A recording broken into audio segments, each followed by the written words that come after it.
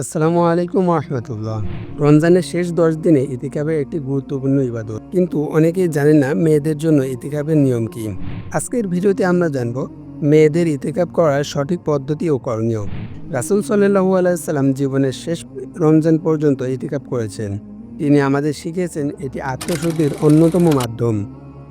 মেয়েদের জন্য ইতিকাফ করা সম্ভব এবং এটি অনেক সওয়াবের কাজ। পুরুষদের জন্য মসজিদে ইতিকাফ করা সুন্নত, কিন্তু নারীরা কি করবেন? নারীরা ঘরে এমন নির্দিষ্ট একটি কক্ষে ইবাদত করবেন যেখানে নামাজ পড়া হয় বা ইবাদতের পরিবেশ থাকে। হযরত আয়েশা রাদিয়াল্লাহু তাআলা আনহু ও অন্যান্য সাহাবীরাও ঘরে ইতিকাফ করতেন, তাই মেয়েরা ঘরের নির্দিষ্ট স্থানে ইতিকাফ করতে পারেন। মেয়েদের ইতিকাফের নিয়ম: নিয়ত করা। ইতিকাফ শুরুর আগে নিয়ত করা জরুরি।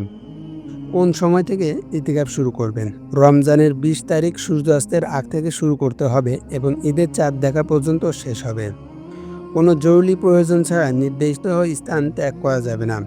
খাওয়া দাওয়া ও ঘুম ইতিকাফের স্থানেই করতে হবে। নামাজ, কুরআন তেলাওয়াত, জিকির, দোয়া, ইস্তেগফারে সময় ব্যয় করতে হবে। ইতিকাফে কি করলে সওয়াব বেশি?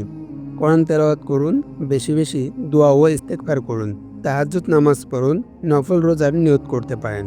মেয়েদের ইতিকাফে করণীয় ও বর্জনীয়: যা যা করা যাবে: বেশি সময় এই ইবাদতে ব্যয় করা, প্রয়োজনীয় কথাবার্তা কম বলা, দুনিয়াবি কাজ এড়িয়ে চলা। যা করা যাবে না: অতিরিক্ত মোবাইল বা সামাজিক মাধ্যমে সময় ব্যয় করা, দুনিয়াবি কাজে ব্যস্ত হওয়া, অপ্রয়োজনীয় কথাবার্তা বলা।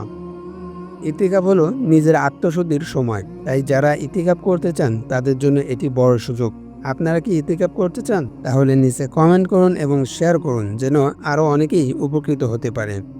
নতুন নতুন ইসলামিক ভিডিও পেতে আমাদের চ্যানেলটি সাবস্ক্রাইব করুন। জাযাকুমুল্লাহু খাইরান।